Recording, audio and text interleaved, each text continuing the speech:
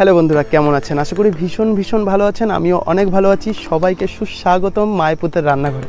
আজকে চলে এসেছে একটা মাংসের রেসিপি নিয়ে।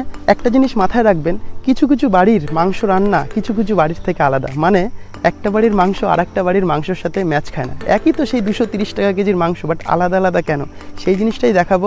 কিছু ছোট্ট ট্রিক দেখাবো আমার মায়ের। আপনারা সঙ্গে থাকুন, আর বেশি কথা বলবো না, ভিডিওটা এখানেই শুরু করছি। প্রতিটা মধ্যবিত্ত গ্রাম্য পরিবারে রবিবার দুপুর মানেই মাংস, কিন্তু এই মাংসের যে আকাশ ছোঁয়া দাম, এই জন্য মাংস মেরিনেট লবণ হলুদ তেল ছাড়া সম্ভবই না। যাই হোক, সিরিয়াসলি নেবেন না, কিন্তু মজা করছিলাম। এখানে আছে 700 গ্রাম মাংস, 3টে আলু, 4টে পেঁয়াজ, 1 টুকরো টমেটো, 50 আদা রসুন। এটা আদা রসুনের পেস্ট আর এটা লঙ্কা পেস্ট। তেল মানেই ক্ষতি, কিন্তু মাংস খেতে গেলে ক্ষতির কথা ভাবলে কিন্তু চলবে না। এখানে মোটামুটি 200 গ্রাম মতো সরিষার তেল নেওয়া হয়েছিল। আর এই তেল যখন গরম হয়ে আসবে, দিয়ে দেবো তেজপাতা।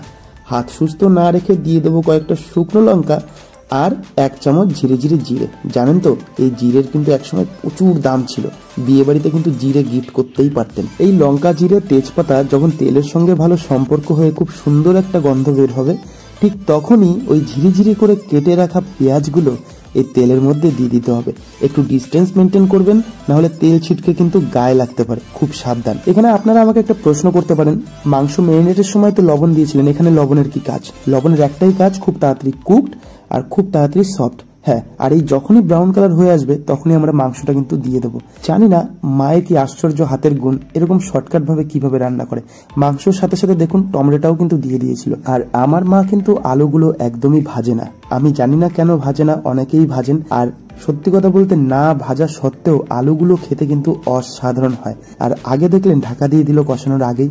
ঢাকাটা দিয়েছিল কেন পরে সেটা আমি বুঝলাম, যাতে মাংসটা প্রথম দিকে একটু নরম হয়ে যায় আর কষানোর সময় যেন ভীষণ ইজি হয় প্রসেসটা। এই দেখতে পারলেন আলুগুলো কিন্তু ভাজছে না। আর হ্যাঁ, তোমরা অবশ্যই জানিও মাংসে কারা আলু খেতে ভীষণ পছন্দ করো। আর এই আলুগুলো দেওয়ার সাথে সাথে আদা রসুনের পেস্ট আর লঙ্কা পেস্ট দিয়ে ভালোভাবে সেটাকে মেশাতে হবে। আর হ্যাঁ, এই যতগুলো কার্যকলাপ করলাম সেই ঢাকা দেওয়াটা বাদে সব কিন্তু হাই ফ্লেমে। দেখতে পাচ্ছেন, ভালোভাবেই কিন্তু কষাতে হবে। এবার মাঝে মধ্যে আমিও ভীষণ হেল্প করছিলাম মাকে, যাতে অন্যান্য কাজ করতে একটু মায়ের সুবিধা হয়। এবার আছে এই শুকনো লঙ্কার গল্পে।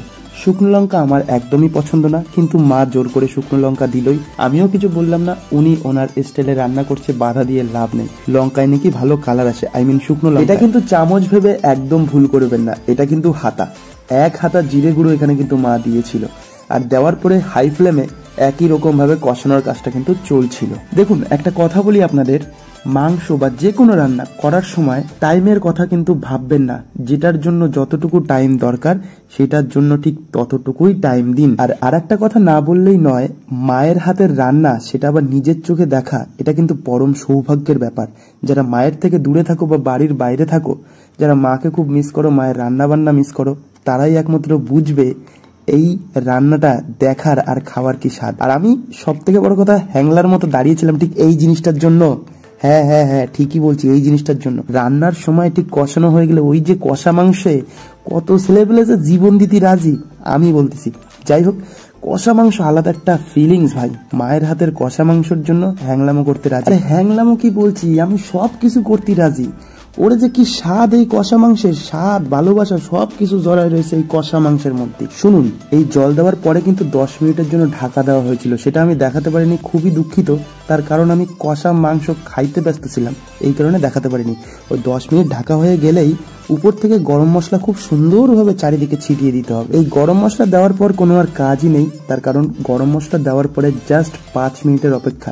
শুনুন, একটা কথা বলি, কষা মাংস যদি রয়্যাল বেঙ্গল টাইগার হয়, ঝোল দেওয়া মাংস, জল দিয়ে ঝোল করা মাংস সিংহ। হ্যাঁ, কোনোটার দিয়ে কোনো অংশে কম না, দুটোই দুর্দান্ত।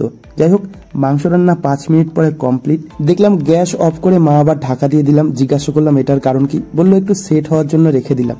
জানি না সেট হওয়ার মানে কি, আপনারা যদি জানেন অবশ্যই কমেন্ট বক্সে জানাবেন। তারপরে কি, ঝরঝরে ভাত আর গরম গরম মাংস।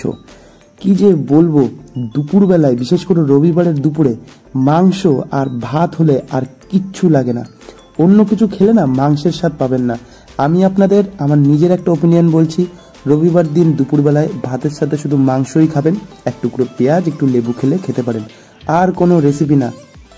ভিডিওটা এখানেই শেষ করছি। অবশ্যই জানাবেন ভিডিওটা কেমন লাগলো, আর বাড়িতে অবশ্যই ট্রাই করে জানাবেন খেতে কেমন হয়েছে বা টেস্ট কেমন হয়েছে। কমেন্ট বক্স খোলা আছে, আপনার মূল্যবান মতামত অবশ্যই কিন্তু জানাবেন। আর একটা কথা না বললেই নয়, মায়ের রান্না পৃথিবীর সব রান্নার থেকে আলাদা। যারা বাড়ির বাইরে থাকো, যাদের মা নেই, I am so sorry to say, তারা জানবে মায়ের রান্নার কি স্বাদ। সত্যি বাড়ির বাইরে আমিও ছিলাম, ভীষণভাবে মিস করতাম ছোট্ট ছোট্ট রান্না। আজ মাংস বলে না, একটা আলু সিদ্ধ ভাতও মায়ের হাতে দুর্দান্ত। তো যাই হোক, আর বেশি কথা বলবো না, আরেকবারও বলছি, যাই হোক আর বেশি কথা বলবো না। অনস অ্যাগেন, ভিডিওটা যদি ভালো লেগে থাকে অবশ্যই একটা চ্যানেলে সাবস্ক্রাইব করে দেবেন, একটা লাইক কমেন্ট শেয়ার করে দেবেন। ভালো থাকবেন, সুস্থ থাকবেন, আর খেয়ে পড়ে বাঁচবেন। খাওয়া দাওয়ায় কোনো কার্পণ্য করলে চলবে না। আসি, সুস্থ থাকবেন।